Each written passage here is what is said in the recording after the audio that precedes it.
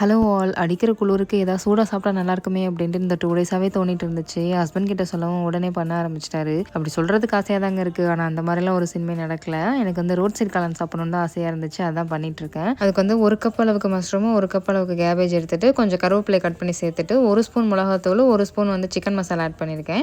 அப்புறம் 4 ஸ்பூன் வந்து மைதா மாவு ஆட் பண்ணிவிட்டு உப்பு தேவையான அளவுக்கு சேர்த்துட்டு நல்லா கலந்து கொடுத்துக்கலாம். வந்து நம்ம தண்ணி கொஞ்சம் கொஞ்சமாக தெளித்து நல்லா கலந்து கொடுத்துட்டு அது கூட வந்து நான் 2 ஸ்பூன் வந்து கார்ன்ஃப்ளவர் ஆட் பண்ணியிருக்கேன். ஏன்னா வந்து தண்ணி கன்சிஸ்டன்சி வந்து நம்ம இந்த இடத்துல அட்ஜஸ்ட் பண்ணிக்கலாம். இதை வந்து நம்ம எண்ணெயில் வந்து நல்லா பொரிச்சு எடுத்துக்கலாம். இது வந்து எந்த ஷேப்பும் தேவையில்லை, நம்ம பாட்டுக்கு வந்து போட்டு எடுத்துக்கலாம். ஏன்னா நம்ம இனிமேல் பிச்சு தான் போட போகிறோம். ஸோ அதை பொரிச்சு எடுத்ததுக்கப்புறமா ஒரு வெங்காயம் வந்து நான் கட் பண்ணி வச்சுருக்கேன். அதை இன்னொரு பேனில் வந்து ஆயில் விட்டு நல்லா வணக்கிட்டு அதில் வந்து 1 ஸ்பூன் இஞ்சி பூண்டு பேஸ்ட் ஆட் பண்ணிவிட்டு இது கூட 1 ஸ்பூன் மிளகாத்தூள் 1 ஸ்பூன் சோயா சாஸ் அப்புறம் 2 ஸ்பூன் வந்து கெச்சப் ஆட் பண்ணிவிட்டு நல்லா கலந்து கொடுத்துட்டு ஒரு 2 மினிட்ஸ் பக்கம் சாட்டே பண்ணிக்கலாம். அதில் வந்து நான் ஒரு 3/4 டம்ளர் அளவுக்கு வந்து தண்ணி ஆட் பண்ண போகிறேன்.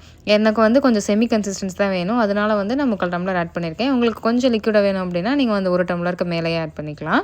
ஸோ நான் வந்து 3/4 டம்ளர் தண்ணி ஆட் பண்ணதுக்கப்புறமா இதை கொஞ்சம் நல்லா பாயில் பண்ண விட்டுட்டு அதுக்கப்புறமா வந்து அங்கே ஆல்ரெடி பொரிச்சு வச்சுருக்கோம் இல்லையா அந்த மஷ்ரூம் இப்போ கேபேஜ் இதை வந்து 2 பிச்சு போட்டுட்டு ஆல்ரெடி இங்கே கொதிச்சிட்டு இருக்க தண்ணியில் வந்து ஆட் பண்ணிக்கலாம். இதை நம்ம போட்டதுக்கப்புறமாவும் வந்து நம்ம இந்த கொத்து பரோட்டாலாம் கொத்துவாங்க இல்லையா அந்த மாதிரி நம்ம அந்த கரண்டி வச்சு வந்து சின்ன சின்னதாக உடச்சி விட்டுக்கலாம். இது நல்லா வந்து பிரிஞ்சு வந்துடும். ஸோ ஒரு செமி கன்சிஸ்டன்சிலாம் சூப்பராக வந்திருக்கும். நீங்கள் பாருங்கள் இப்போ நல்லா கொத்திட்டு இருக்கேன். நம்ம கடையில் வாங்குற மஷ்ரூம்லாம் மஷ்ரூம் எங்கே இருக்குன்னு வந்து நம்ம குதிச்சு பார்க்கணும். அந்த அளவுக்கு தான் அவங்க போட்டிருப்பாங்க. நம்ம வீட்டில் பண்ணும்போது நிறைய மஷ்ரூம்ஸ் போட்டு சூப்பராக ரெடி பண்ணிடலாம். எனக்கு தெரிஞ்சு ரோட் சைட் காளான் பிடிக்காத ஆளுங்களே இருக்க மாட்டாங்கன்னு நினைக்கிறேன். உங்களுக்கு வீடியோ பிடிச்சிருந்துச்சுன்னா லைக் பண்ணி ஃபாலோ பண்ணுங்கள். நம்ம நெக்ஸ்ட் வீடியோவில் பார்க்கலாம். பாய்.